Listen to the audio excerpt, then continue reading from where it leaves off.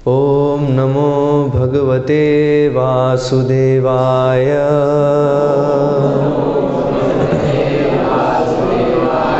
ओम नमो भगवते वासुदेवाय।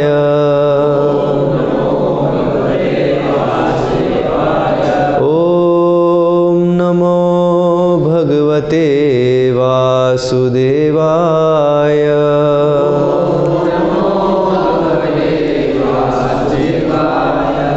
श्रीमद्भागवतम स्कंद 3 अध्याय 32 कर्म बंधन श्लोक क्रमांक 26। ज्ञान मात्रम परम ब्रह्म परम आत्मा ईश्वरः पुमान् दृशि आदिभिः पृथक भावैः भगवान् एकः ईयते। ज्ञान ज्ञान मात्रम केवल परम दिव्य ब्रह्म ब्रह्म परम आत्मा परमात्मा ईश्वरः ईश्वर नियामक पुमान परमात्मा दृशि आदिभिः दार्शनिक खोज तथा अन्य विधियों से पृथक भावैः ज्ञान की विविध विधियों के अनुसार भगवान श्री भगवान एकः अकेला ईयते अनुभव किया जाता है। अनुवाद एवं तात्पर्य कृष्ण कृपा मूर्ति अभय चरणारविंद भक्ति वेदांत स्वामी श्रील प्रभुपाद द्वारा। श्रील प्रभुपाद की जय। केवल भगवान ही पूर्ण दिव्य ज्ञान है, किंतु समझने की भिन्न भिन्न विधियों के अनुसार वह या तो निर्गुण ब्रह्म परमात्मा भगवान या पुरुष अवतार के रूप में भिन्न भिन्न प्रतीत होते हैं। तात्पर्य यहाँ दृश्य आदि भी शब्द महत्वपूर्ण है। जीव गोस्वामी के अनुसार दृषि का अर्थ ज्ञान या दार्शनिक खोज है। विभिन्न विचारधाराओं के अंतर्गत दार्शनिक अनुसंधान की अनेकानेक विधियों द्वारा यथा ज्ञान योग विधि से वही भगवान अर्थात पूर्ण पुरुषोत्तम भगवान निराकार ब्रह्म समझे जाते हैं। इसी प्रकार अष्टांग योग पद्धति से वही भगवान परमात्मा प्रतीत होता है। किंतु विशुद्ध कृष्ण चेतना अथवा ज्ञान की विशुद्ध स्थिति में जब कोई परम सत्य को जानने का प्रयास करता है तो वही भगवान उसे परम पुरुष प्रतीत होता है। केवल ज्ञान के आधार पर अध्यात्म समझा जाता है। यहाँ पर प्रयुक्त परमात्मेश्वरः पुमान ये सभी शब्द दिव्य हैं और वह परमात्मा को ही बताने वाले हैं। परमात्मा को पुरुष भी कहा जाता है, किंतु भगवान शब्द से सीधे पूर्ण पुरुषोत्तम भगवान का बोध होता है, जो श्री यश शक्ति सौंदर्य ज्ञान तथा वैराग्य नामक षड ऐश्वर्यों से पूर्ण है। वह ही विभिन्न परव्योमों वैकुंठों में परमेश्वर हैं। परमात्मा ईश्वर और पुमान के विविध वर्णन यह बताते हैं कि परमेश्वर के अनंत विस्तार हैं। अंततः भगवान को जानने के लिए मनुष्य को भक्ति योग अपनाना होता है। ज्ञान योग या ध्यान योग संपन्न करके अंततः भक्ति योग पद तक पहुंचना होता है और तभी परमात्मा ईश्वर पुमान आदि को ठीक से समझा जा सकता है। श्रीमद् भागवत के द्वितीय स्कंद में संस्तुति की गई है कि मनुष्य चाहे भक्त हो या कर्मयोगी या मुक्ति का इच्छुक, यदि वह बुद्धिमान है तो उसे गंभीरतापूर्वक भक्ति में लग जाना चाहिए। यह भी बताया गया है कि सकाम कर्मों से जो भी इच्छित फल प्राप्त होता है, चाहे वह उच्च लोक जाने की इच्छा ही क्यों न हो, वह सब केवल भक्ति करने से प्राप्त हो जाता है। चूँकि परमेश्वर 6 ऐश्वर्यों से युक्त हैं, अतः वह अपने उपासक को इनमें से किसी का भी वर दे सकते हैं। एक ही पूर्ण पुरुषोत्तम भगवान भिन्न भिन्न चिंतकों के समक्ष परम पुरुष निराकार ब्रह्म या परमात्मा के रूप में प्रकट होते हैं। निर्विशेषवादी निराकार ब्रह्म में लीन होते हैं, किंतु निराकार ब्रह्म की उपासना से ऐसा नहीं होता। यदि कोई भक्ति करे और साथ ही परमेश्वर में लीन होना चाहे तो ऐसा कर सकता है। यदि कोई ब्रह्म में लीन होना चाहता है तो उसे भक्ति करनी होगी। भक्त तो परमेश्वर को साक्षात देख सकता है, किंतु ज्ञानी तथा योगी ऐसा नहीं कर पाते।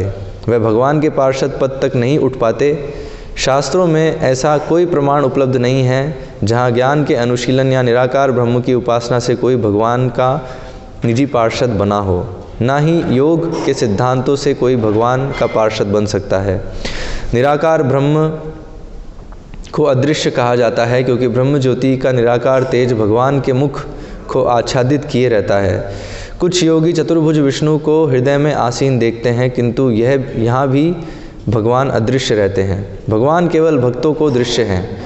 यहाँ पर दृश्य आदि भी कथन महत्वपूर्ण है। चूँकि भगवान दृश्य तथा अदृश्य दोनों हैं, अतः उनके भिन्न भिन्न स्वरूप हैं। विष्णु पुराण में इस तथ्य की सुंदर व्याख्या हुई है। भगवान का विराट रूप तथा भगवान का निराकार ब्रह्म तेज अदृश्य होने के कारण निम्नतर रूप है। विराट रूप की कल्पना भौतिक है और निराकार ब्रह्म की कल्पना आध्यात्मिक है, किंतु सर्वोच्च आध्यात्मिक अनुभूति तो पुरुषोत्तम भगवान है। विष्णु पुराण का कथन है, विष्णुर्ब्रह्म स्वरूपेण स्वयमेव व्यवस्थितः। ब्रह्म का असली रूप विष्णु है अथवा विष्णु ही परब्रह्म है।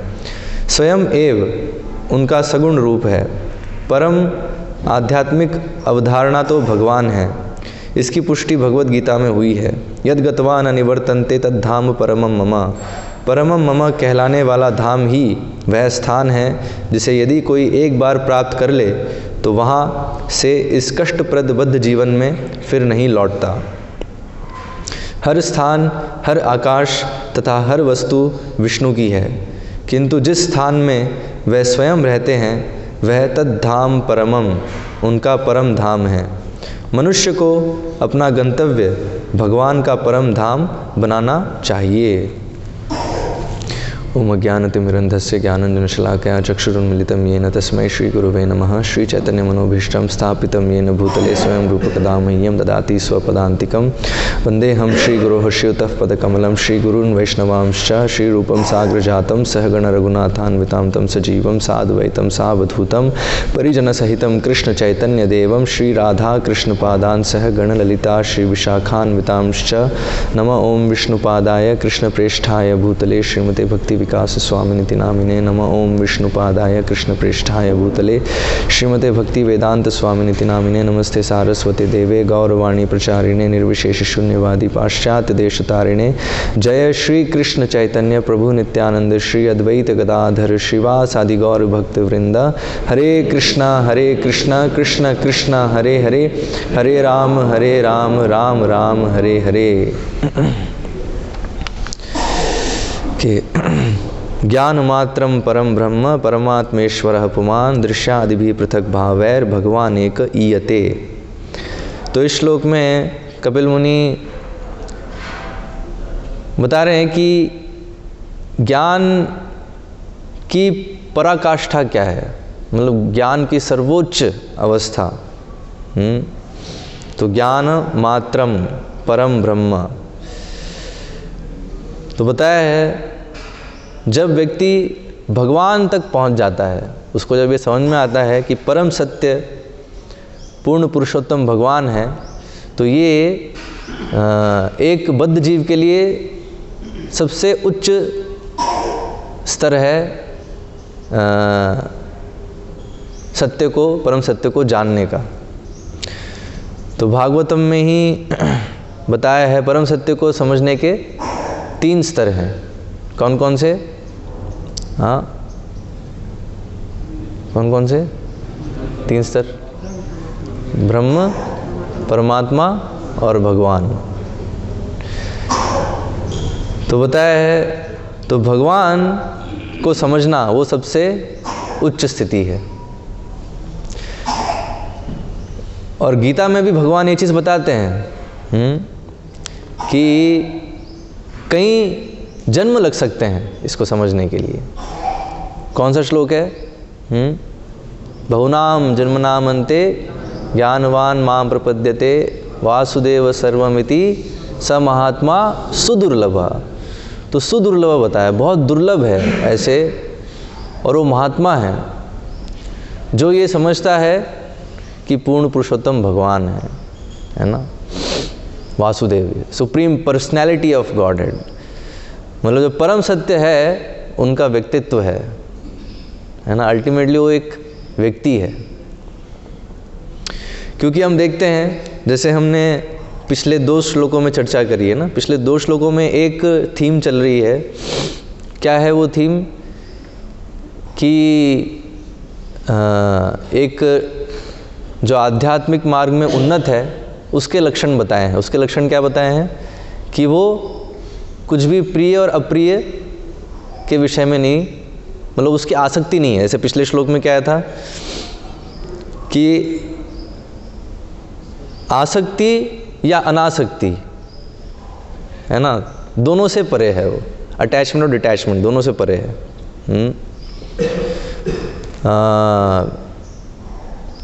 कि उसको कुछ पसंद है या नहीं पसंद है ना, पसंद नापसंद, इससे ऊपर उठ गया है वो, ठीक है। इसको एक समदर्शी है ना, ये भी कहते हैं। इस कई टेक्निकल टर्म्स हैं इसके, स्थित प्रज्ञ है ना, ये सारे शब्द हैं जो ये बताते हैं जो जैसे सुख और दुख में समान है ना, सुख में भी जो है वो विचलित नहीं हो रहा है, दुख में भी विचलित नहीं हो रहा है। तो दुख में विचलित नहीं हो रहा है तो समझ में आता है, लेकिन सुख में भी नहीं विचलित हो रहा है, थोड़ा कठिन है हमारे लिए समझना। मतलब क्या है, सुख और दुख में वो समान है, मान अपमान में समान है। ये हम देख रहे हैं ना, पिछले कुछ श्लोकों में ये चीज़ जो है कपिल मुनि बता रहे हैं। तो अभी जैसे ये कंसेप्ट आता है तो तुरंत फिर एक कंसेप्ट आता है इच्छा शून्य होने का, इच्छा रहित होने का, है कि नहीं? क्योंकि पसंद और नापसंद दोनों ही क्या है, इच्छा है, राइट। और पसंद और नापसंद से परे है तो इसका मतलब उसकी कोई इच्छा नहीं है, राइट। तो इच्छा शून्य, इसको और एक और टेक्निकल टर्म है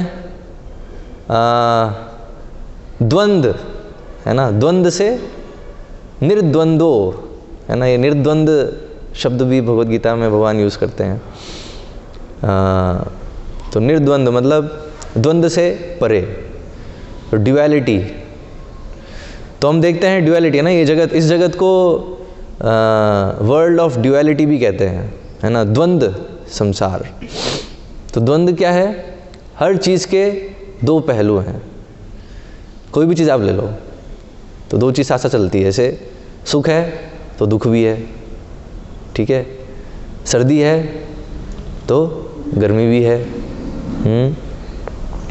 मान है, सम्मान है तो अपमान भी है, राइट। तो आप देखो, मतलब अपोजिट है ना, एक चीज़ है तो उसका विपरीत भी है, इसे कहते हैं द्वंद्व, ठीक है। तो हम देखते हैं तो पसंद जो है वो क्या है, जो भी हमें अनुकूल लगता है हमारे लिए, और जो भी हमारे लिए विपरीत है तो उसको वो हमें पसंद नहीं है। अब वो अलग अलग हो सकता है, जो जिस गुणों में है उसके अनुसार हो सकता है। जैसे तमोगुणी व्यक्ति है, उसको तमोगुणी चीज़ें पसंद होंगी, सतोगुण में उसको तमोगुणी चीज़ें पसंद नहीं होंगी, है ना। सो लाइक दैट गुणों के अनुसार वो पसंद नापसंद चेंज हो सकती है, लेकिन उसके एक कंसेप्शन के अनुसार, मतलब वो जितना द्वंद्व से प्रभावित है उसके अनुसार वो कुछ ना कुछ वो सोचेगा कि ये मेरे अनुकूल है, ये मेरे, और कुछ स्थिति जो है विपरीत है। इसलिए वो आ रहा था ना कि हम सोचते हैं कि इस जगत में कुछ अच्छा है, लेकिन अच्छा कुछ भी नहीं है, सब बुरा है ना। और मतलब एक दृष्टिकोण है कि सब बुरा है, और फिर एक दृष्टिकोण है कि सब अच्छा भी है है ना। तो थोड़ा कंफ्यूजिंग हो जाता है, नहीं? वो बताया, जैसे प्रभुपाद कई लेक्चर में बोलते हैं नहीं ये चीज़ की, अल्टीमेटली नथिंग इज़ मटीरियल, है ना, कुछ भी भौतिक नहीं है। और हम इतना सुनते कि भौतिक भौतिक भौतिक और फिर लेकिन ये भौतिक नहीं है। तो इसलिए बताया है, इसलिए यहाँ पे ये शब्द है दृश्य आदि भी, है ना, ये शब्द महत्वपूर्ण है। तो एक्चुअली ये जो चीज़ें ना, इसको समझने के लिए क्या है, दर्शन चाहिए। कि ये द्वंद्व जगत है, ठीक है। अब इससे अगर इस द्वंद्व से कोई परे है तो इसका मतलब वो एब्सोल्यूट प्लेटफॉर्म पे आ गया है, मतलब वो अभी द्वंद्व से प्रभावित नहीं है। तो वो स्थिति फिर कैसे एक व्यक्ति की हो सकती है? क्योंकि जैसे ही निर्द्वंद्व वाली बात आती है तो तुरंत आता है वो अधिक से अधिक अपने बुद्धि से, अब मतलब ये बताया ना, ये खोज, दार्शनिक खोज, तो अपनी दार्शनिक खोज से वो अधिक से अधिक पहुंच सकता है। कहाँ तक पहुंच सकता है? वो निराकार ब्रह्म तक पहुंच सकता है। परम सत्य का जो सबसे निचला स्तर है समझने का, उस समझ तक वो पहुंच सकता है, लेकिन उसके ऊपर नहीं आ सकता वो। और इनफैक्ट वो समझ पे भी पहुंचने में उसे कई जन्म लगेंगे। मतलब ये बताया उसको इवन कि परम सत्य जो पर ब्रह्म है, निर्गुण ब्रह्म है, हाँ, उस समझ तक पहुंचने में भी बहुत समय लग सकता है, कई जन्म लग सकते हैं। फिर उसके बाद फिर भगवान हैं, वो तो बहुत ही कठिन है और उसमें और भी जन्म लग सकते हैं। क्योंकि ये बताया है जो दार्शनिक खोज इतनी सरल नहीं है। जैसे हम देखते हैं आधुनिक जगत में कई वैज्ञानिक हैं, कई फिलोसोफर्स हैं, है ना, जिन्होंने प्रयास किया परम सत्य को समझने के लिए, सत्य की खोज कर रहे हैं। लेकिन वो लोग क्या है, वो लोग इवन इस जगत की सच्चाई तक भी नहीं पहुंच पाते। मतलब ये जो जगत है, ये भौतिक जगत है, ये दुखालयम है ना, और यहाँ पे हर चीज़ शाश्वत है, टेम्पररी है। इवन इस सत्य को भी कुछ ही फिलोसोफर्स देख पाते हैं, मतलब कुछ ही दार्शनिक हैं जो इस तथ्य तक भी पहुँच पाते हैं। और फिर जो परम सत्य, जो कि अभी हमें इन इंद्रियों से, वर्तमान इंद्रियों से हमें नहीं दिख सकते हैं, है ना, उनको हमारी इंद्रियों से ग्राह्य नहीं है, और हम लोग मतलब एटलीस्ट हमारा जो वर्तमान शरीर है तो ये भी कुछ समय पहले ही अस्तित्व में आया है। लेकिन भगवान जो परम सत्य हैं, उनका अस्तित्व अनंत काल से, इनफैक्ट काल से परे है उनका अस्तित्व। तो इसलिए हम उनके बारे में तो अपनी बुद्धि से, या ये जो हमारी जो खोज है, दार्शनिक खोज है, इससे तो हम नहीं समझ सकते, नहीं पहुंच सकते। एक्चुअली सिर्फ इससे नहीं पहुंच सकते। तो आप देख लो, क्योंकि कितनी सारी फिलोसॉफीज़ हैं, कितने सारे फिलोसोफर्स हुए हैं। इवन आधुनिक समय में तो हैं बहुत सारे, जैसे प्लेटो है, एरिस्टोटल है, कैंट है ना, नीशे, ये सब बहुत सारे बड़े बड़े फिलोसोफर्स हुए हैं। मतलब इनकी फिलोसॉफीज़ बहुत प्रभावशाली हैं। बहुत सारे कम्युनिटीज़ बने हैं जो इनकी फ़िलोसॉफी को फॉलो करते हैं। कार्ल मार्क्स है ना, ये सब रिसेंट में, रिसेंट मतलब ये 100, 150, 200 साल में वेस्ट में बहुत बड़े बड़े फिलोसोफर्स हुए हैं। बड़े इन द सेंस उनकी फ़िलोसॉफी जो है प्रभावशाली रही है। ये क्या नाम है इसका, ये बता ना, ये फ्रॉयड है ना। तो ये सब क्या है, ये सब बहुत प्रभावशाली फिलोसोफर्स रहे हैं। तो इनको तो ये लोग सब क्या प्रयास कर रहे थे? ये लोग सब यही प्रयास कर रहे हैं सत्य को समझने का, सत्य की खोज, दार्शनिक खोज कर रहे हैं। लेकिन प्रॉब्लम क्या है, एक इन लोगों के साथ प्रॉब्लम जो थी वो थी कि ये लोग वेदों को स्वीकार नहीं कर रहे थे है ना, अनुमान प्रमाण से बस प्रयास कर रहे हैं, उसमें तो कभी नहीं पहुंच सकते।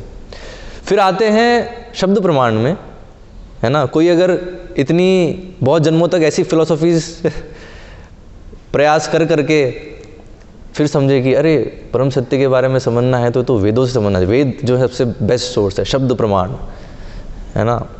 ओके, तो वेदों में आ जाओ। अब जब वेदों में आओगे तो फिर षड दर्शन है ना। वेदों में जैसे ही आओगे आप तो 6 प्रकार की फिलोसॉफीज़ है। कौन कौन सी हैं 6 फिलोसॉफी? न्याय, और फिर वैशेषिका, वेदांत बाद में आना, वैशेषिका, फिर तीसरा मीमांसा, फिर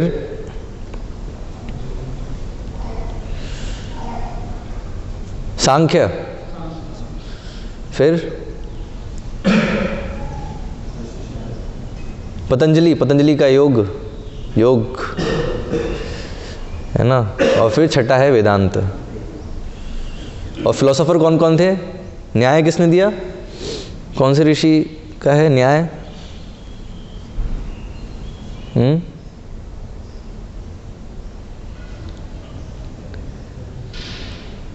मीमांसा कौन से मुनि का है? प्रभुपाद की पुस्तकें पढ़ रहे हो, नहीं पढ़ रहे हो? तो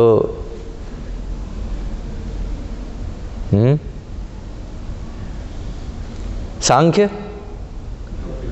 हाँ सांख्य लेकिन ये जो तो कभी पढ़ ही रहे हैं अपन, नहीं सांख्य हो कपिल मुनि का लेकिन वो जो सिक्स सिस्टम है ना, वो कपिल बताए दो हैं। एक तो आस्तिक, जिन्होंने आस्तिक मतलब ये जो थीस्टिक फिलोसॉफी है वो दी, और एक है नास्तिक कपिल। तो वो कंफ्यूज मत होना, वो तो जो है आस्तिक कपिल, यहाँ हम जो पढ़ रहे हैं देवूति पुत्र कपिल देव, उनकी फिलॉसफी। ओके, और पतंजलि ने फिर योग दिया, और वेदांत सूत्र वेद व्यास, है ना। तो मीमांसा, कर्म मीमांसा किसने दी है? जैमिनी मुनि, है ना। और वैशेषिका, हाँ वह तो मैं कनाद है, कनाद ऋषि। न्याय जो है, न्याय गौतम ऋषि ने दिया, ठीक है। तो ये 6 फिलोसॉफीज हैं और इनके प्रवक्ता हैं। अब आप देखो, ये 6 के 6 जो हैं वेदों को स्वीकार करते हैं, वेद अथॉरिटी हैं, वेदों को स्वीकार करते हैं। और 6 में कुछ चीज़ें कॉमन हैं। और क्या चीज़ें कॉमन हैं? एक चीज़ ये कॉमन है कि जो जीव है वो पदार्थ से अलग है, जड़ और चेतना जो है वो अलग है, ठीक है। चेतना जो है वो शाश्वत है, जड़ जो है वो क्षणिक है, टेम्पररी है। लेकिन और ये जो चेतना है, जो आत्मा है, वो अलग अलग शरीर में जा रहा है। मतलब रीइंकार्नेशन जो है ना, वो भी 6 की 6 आस्तिक फिलोसॉफी है, ठीक है। आस्तिक उसमें होते थीस्टिक फिलोसॉफी बोलते हैं, क्योंकि 6 के 6 जो हैं वेदों को स्वीकार करते हैं।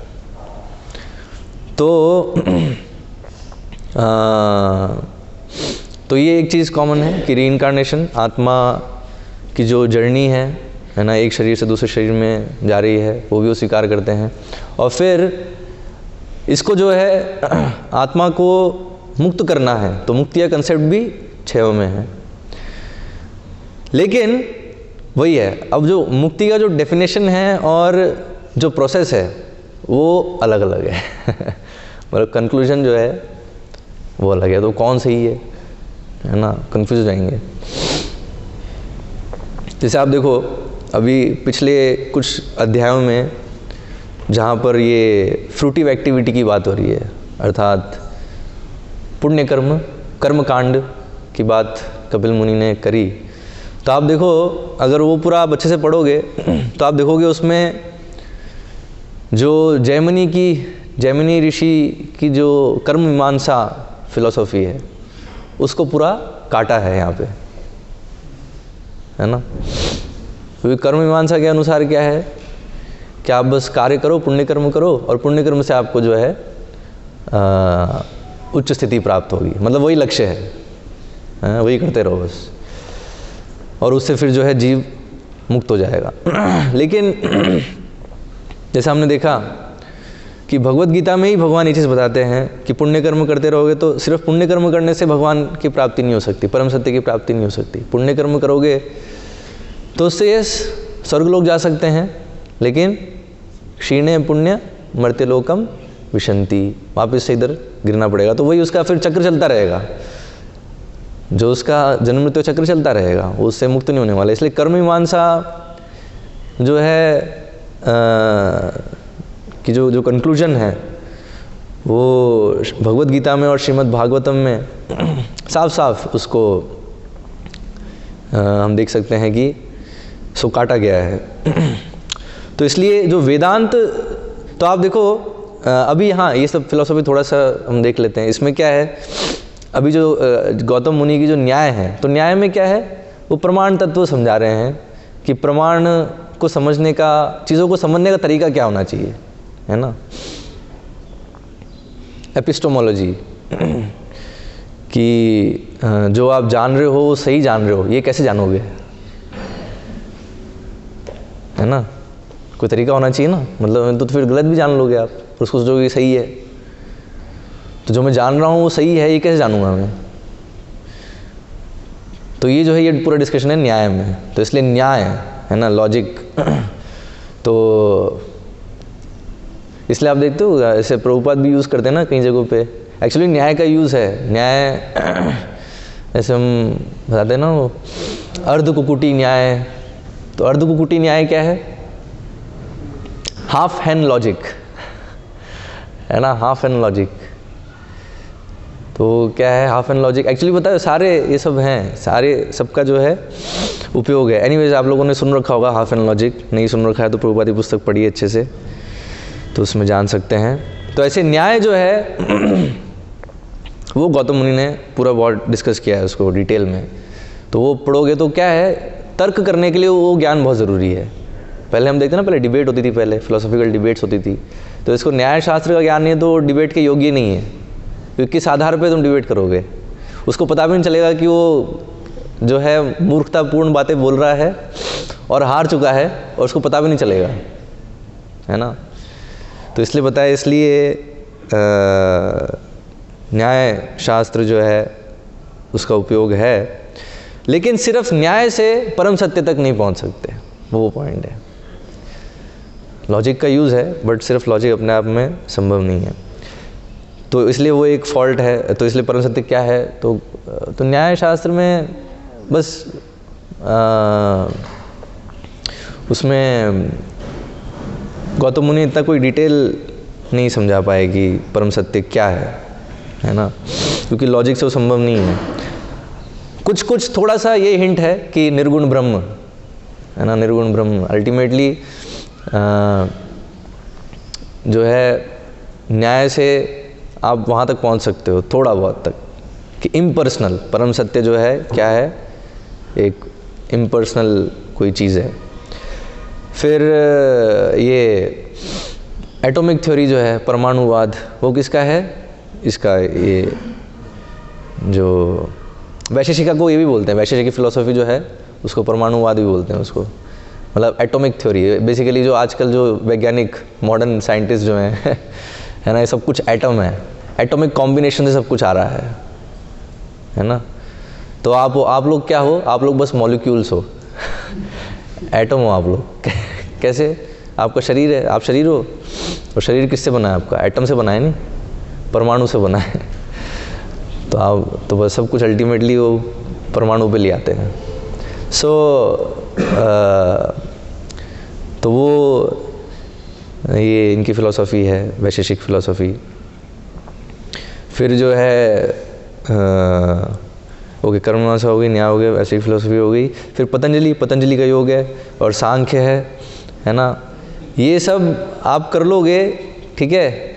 उसके बाद फिर वेदांत पे जब आओगे तो वेदांत पे भी फिर जो है हम देखते हैं कितनी सारी टीकाएं हैं।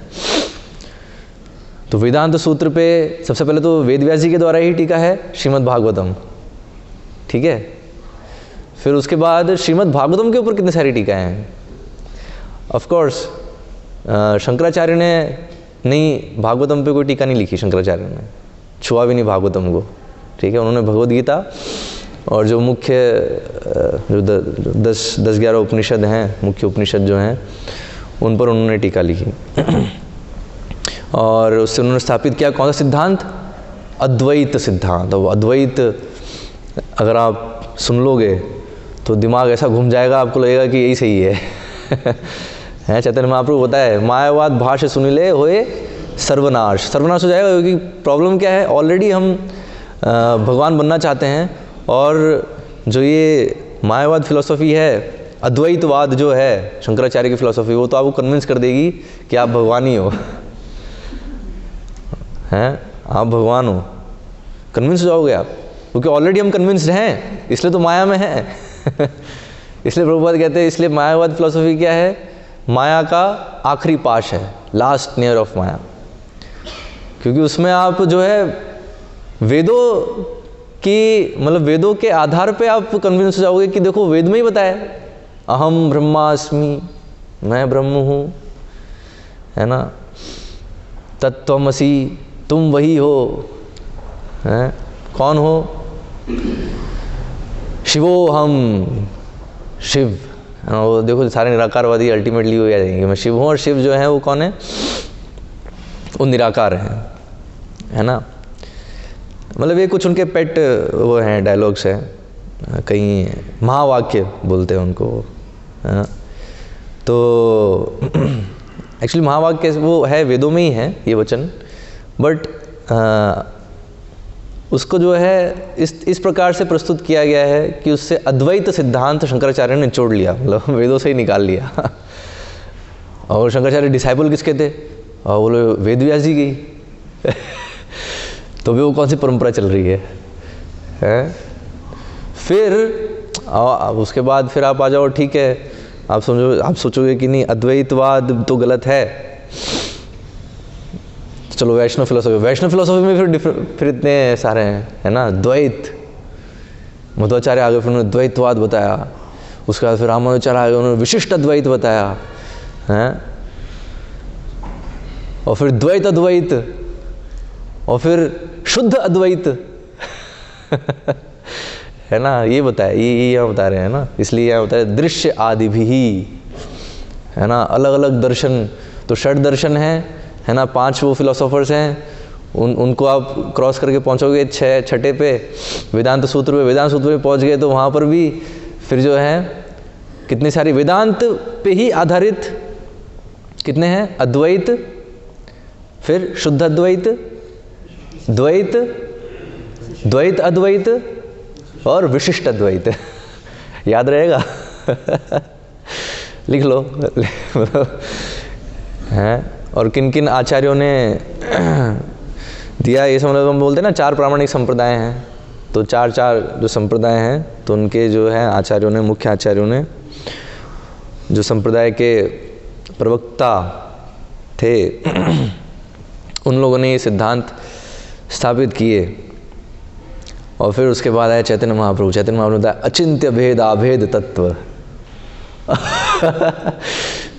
हैं, चैतन्य महाप्रभु आए, उन्होंने सब जो है सबका समन्वय कर दिया, सारे जो है ना, हैं, शुद्ध अद्वैत, द्वैत, विशिष्ट अद्वैत और द्वैत अद्वैत, सबका समन्वय। और एक्चुअली जो शंकराचार्य का अद्वैत था, उसका सही जो रूप है वो ये जो रुद्र संप्रदाय है, उसमें उसका सही रूप जो प्रकट हुआ, जो शुद्ध अद्वैत है ना। तो उसमें क्या डिफरेंस है, उसमें बताया, जैसे अद्वैतवाद में क्या बता रहे हैं वो लोग कि माया कि जीव जो है वो माया के प्रभाव में आ गया है। एक्चुअली जीव की तो बात नहीं कर रहे हो, भगवान ही बोल रहे हो, है ना। ब्रह्म जो है वो माया के प्रभाव में भूल गया है कि आप ब्रह्म हो, और साधना करके, अच्छा ये भी है, जो ये जो 6 जो षड दर्शन है, उसको किसी भी प्रकार में फॉलो कर रहे हैं, उनकी साधना मोर और लेस सेम है। सदाचार जो है, जो प्रैक्टिस है ना, वो बहुत हद तक समान है, उसमें कोई डिफरेंस नहीं है। जैसे आप देखोगे जो अद्वैतवादी हैं, अर्थात मायावादी, अद्वैतवादियों को हम लोग मायावादी कहते हैं, ठीक है। क्योंकि वो लोग क्यों मायावादी कहते हैं, क्योंकि वो लोग कहते हैं कि भगवान भी जब आते हैं तो उनका भी शरीर जो है वो माया जनित है, और उनकी भी लीलाएं जो है वो माया के प्रभाव में है, तो इसलिए वो इक्वेट करते हैं। इसलिए हम लोग भी वैसे ही हैं, तो हम लोग की भी लीला चल रही है, है ना, हम भी अभी लीला कर रहे हैं। तो और अभी हमें पता नहीं है कि हम लीला कर रहे हैं। जब ये जान जाओगे कि आपकी लीला चल रही है तो फिर आप जो है सिद्ध अवस्था में, मतलब आप फिर परफेक्शन पहुंच गया, मुक्त अवस्था प्राप्त कर लिया आप, माया से निकल गया आप।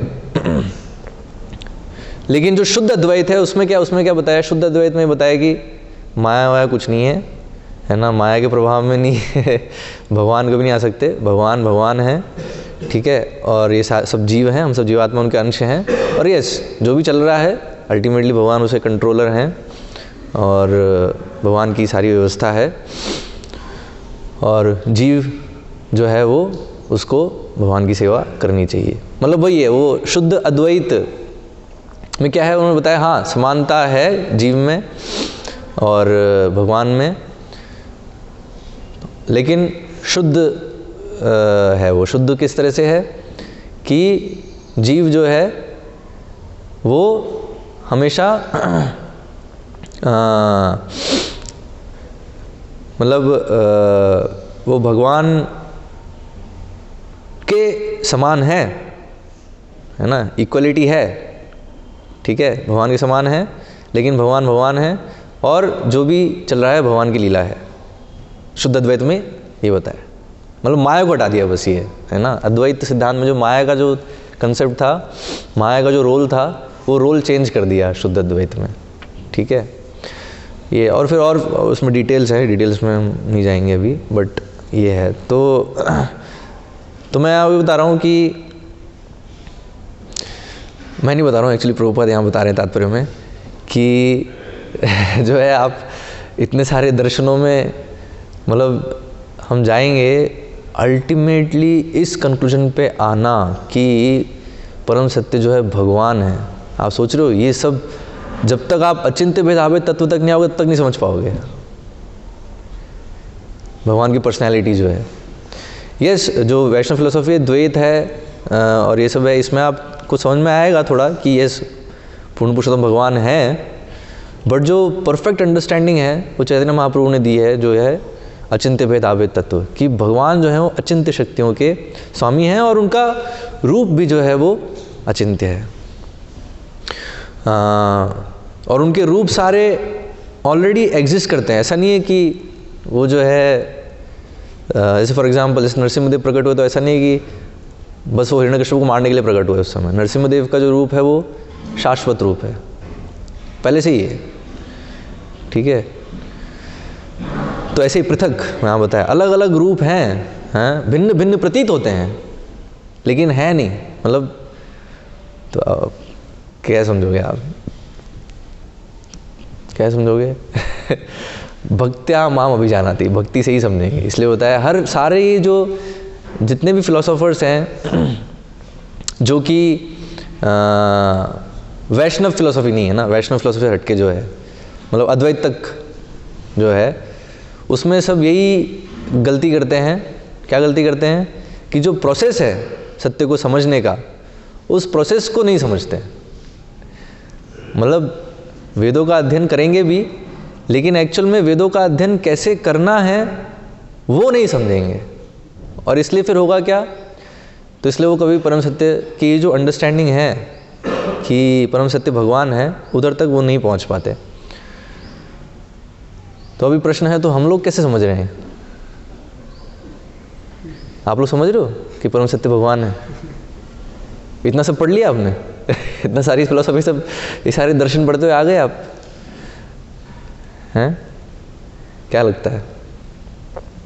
हमने तो इतनी कोई दार्शनिक खोज करी नहीं। इनफैक्ट यहाँ भी अभी मैं इतना दर्शन की बात कर रहा हूँ तो बहुत सारे लोग सो गए होंगे। बोरिंग लग रहा होगा हैं? तो जो है, तो अब प्रश्न यही बहुत बड़ा क्वेश्चन है कि हमें कैसे फिर समझ, मतलब आपको समझ में आ रहा है कि भगवान है, मतलब परम सत्य जो है भगवान है। भगवान जैसे आप लोग, जैसे आप एक व्यक्ति हो, मेरे को देख रहे हो आप, है ना, मेरा चेहरा है, हाथ है, पैर है, सब है, ऐसे भगवान का भी रूप है ना। भगवान भी ऐसे ही फेस टू फेस आप भगवान से बात कर सकते हो, भगवान के आदान प्रदान कर सकते हैं, तो थोड़ा सा अगर अंदर झाँकेंगे ना तो मतलब हमें शायद कभी ये चीज़ पता चले कि एक्चुअल में हम भी नहीं जान पा रहे अभी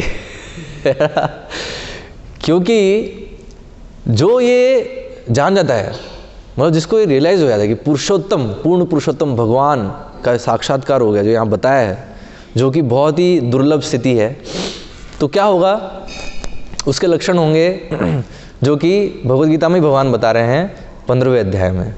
15वें अध्याय का शीर्षक क्या है? क्या है शीर्षक? पुरुषोत्तम योग, है ना। तो पुरुषोत्तम योग, तो उस अध्याय में भगवान फिर अल्टीमेटली स्थापित कर रहे हैं कि जो ये जान जाता है कि मैं पुरुषोत्तम हूँ, तो वो फिर सर्वविद भजते माम सर्वभावेन भारता, तो फिर भक्ति में वो दृढ़ होता है। वो मतलब उसको हिला नहीं सकते भक्ति में, समझ रहे हो। हम लोग तो हिल जाते हैं ना आसानी से। हमें तो किसी ने कुछ अगर, वही पहले में चर्चा करी थी, किसी ने कुछ अगर अप्रिय कुछ कह दिया तो हम हिल जाते हैं, है ना। किसी ने कुछ अगर कर दिया या हमारे जीवन में कुछ हो गया है, मान लो हम अच्छे से भक्ति कर रहे हैं और हमारा एक्सीडेंट हो गया। वो एक आता है ना, एक वृतांत आता है भक्ति सिद्धांत सरस्वती महाराज के समय पे ही। तो भक्ति सिद्धांत सरस्वती महाराज का एक शिष्य होता है या वो गंभीर हो रहा होता है, वो देखना पड़ेगा, मतलब गौड़ी मठ में से जुड़ा होता है वो। तो उसकी बेटी जो है वो बीमार हो जाती है, बहुत बीमार हो जाती है ना। तो फिर वो सबसे आता है भक्तों से और महाराज से भी बोलता है, प्रार्थना करता है कि अगर ये ठीक हो जाती है तो जो है तो मेरी श्रद्धा और बढ़ जाएगी भगवान पे, है ना। और वो रेगुलरली प्रार्थना करता है भगवान से कि ठीक हो जाए, है ना। लेकिन फिर क्या हुआ, एक दिन उसने गौड़ी मठ में आना ही बंद कर दिया उसने। तो भक्ति सरस्वती महाराज ने पूछा, अरे क्या हुआ, कहाँ गया वो, आ रहा था रेगुलरली, कहाँ गया, क्या हो गया। तो भक्तों ने बताया वो उसकी बेटी जो चल बसी, बेटी जो उसकी मर गई। तो उसके कारण उसका जो है उसका विश्वास बढ़ गया और उसने अपने जो उसके गौरनीता डेटीज़ थी उसके पास, तो उसको उसने गंगा में फेंक दिया। ठीक है, मतलब पूरा वो हो गया कि अब भगवान ने जो है मेरी सुनी नहीं बिल्कुल भी, तो अब मैं बिल्कुल भी जो है अब भक्ति नहीं करूँगा। तो एक्चुअली भक्ति सरस्वती महाराज ने उसको समझाया था कि वो आया था उनके पास पूछने कि आप प्रार्थना करिए कि बच जाए। तो भक्ति सरस्वती महाराज ने कहा कि देखो भगवान जैसे चाहेंगे वैसा होगा, ठीक है, अल्टीमेटली भगवान नियंता है, तो ठीक है, तो तुम जो है अपनी भक्ति करते रहो और जो होना है होगा, उससे विचलित मत होना। बच भी सकती है, जा भी सकती है, जो भी हो। अब लेकिन अगर बच जाती तो बोलता अगर बच जाती तो मेरी श्रद्धा और बढ़ जाती, और बची नहीं, वो मर गई, तो इसका मतलब भगवान फिर किस काम के, है ना। मतलब इतना विचलित हो गया वो, उसने अपने विग्रह उसने नदी में फेंक दिए और गौड़ी में उठाना उसने बंद कर दिया।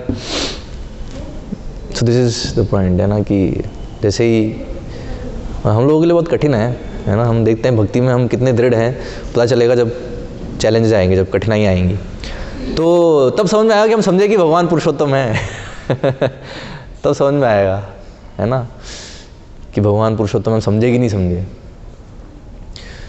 तो भगवान पुरुषोत्तम है, जो ये समझ जाता है तो भक्ति में दृढ़ हो जाता है। वो किसी भी हालत में हिल नहीं सकता, वो भक्ति से विचलित नहीं हो सकता। वो हर स्थिति में भगवान की सेवा वो करता रहेगा। और ये पता है, ये स्थिति ये बहुत दुर्लभ है, और ये सिर्फ और सिर्फ अगर ऐसे एक भक्त का अगर संग मिल जाए, है ना, ऐसे प्रामाणिक भक्त का संग मिल जाए, तो उस भक्त के संग से ही ये स्थिति प्राप्त हो सकती है। मतलब भक्ति जो है वो भक्तों से ही मिल सकती है। इवन भगवान भी डायरेक्टली नहीं देते, भगवान दे सकते हैं, बट उन्होंने वो सिस्टम नहीं बनाया। भगवान ने सिस्टम क्या बनाया है कि भक्ति मिलेगी कैसे, भक्तों से। क्योंकि भक्ति देवी का वास कहाँ है, भक्तों के हृदय में है। हृदय में, भक्तों के हृदय में है वो कन्विक्शन, वो जो है फेथ, श्रद्धा। तो जब ऐसे भक्तों का संग लेते हैं तब जाकर ही जो है हमें भी ये कन्विक्शन आ सकता है कि परम सत्य जो है वो भगवान है, अल्टीमेटली व्यक्ति हैं, पुरुषोत्तम पुरुष हैं, सबसे उत्तम पुरुष हैं। यस, इसमें बहुत सारे इसमें डिस्कशन है, क्योंकि देखो ये जो है ना बड़ा ही एक्चुअली इंटरेस्टिंग भी है और कंफ्यूजिंग भी है एट द सेम टाइम, ये जो पूरा डिस्कशन है। हाँ, तो इसलिए बताया कंक्लूजन, सही कंक्लूजन पे आना, वो इसलिए बताया भाग्यवान जीव है ना। कौन है भाग्यवान जीव? है ब्रह्मांड भ्रमिते कोनो भाग्यवान जीव, गुरु कृष्ण प्रसादे पाए भक्ति लता बीज। तो एक प्रामाणिक गुरु से मिलना, एक शुद्ध भक्त से मिलना। ऐसे हम लोग थोड़ी बहुत भक्ति कर पा रहे हैं। क्यों कर पा रहे हैं? क्योंकि हम लोग किसी प्रकार से श्रील प्रभुपाद से मिल लिए है ना, उनकी पुस्तकों के माध्यम से, उनके भक्तों के माध्यम से, उनके शिष्यों के माध्यम से, उनकी जो संस्था है उसके माध्यम से हमें थोड़ा बहुत हमें अनुभूति हो रही है कि यस भगवान हैं, और जितने अनुपात में है वो कन्विक्शन उतना हम भक्ति में टिके हैं। लेकिन जितना हम नहीं समझे हैं उतना ही डेंजरस स्थिति भी है। इसलिए बताया, इसलिए हमें बार बार सुनते रहना है और इसको समझने का प्रयास करना है कि भगवान पूरे जो हैं 6 ऐश्वर्यों से संपन्न पूर्ण पुरुषोत्तम है ना। और अल्टीमेटली हमें उनके धाम जाना है, वो हमारा वास्तविक घर है। यहाँ देखो लास्ट में प्रभुपाद यही बता रहे हैं ना, हर स्थान, हर आकाश तथा हर वस्तु विष्णु की है, किंतु जिस स्थान में वे स्वयं रहते हैं वह तद्धाम परमम, उनका परम धाम है। और मनुष्य को अपना गंतव्य भगवान का परम धाम बनाना चाहिए। तो ये अल्टीमेट लक्ष्य है। और भगवान कैसे पूर्ण पुरुषोत्तम हैं, तो वो हमें हर दिन प्रयास करना चाहिए समझने का।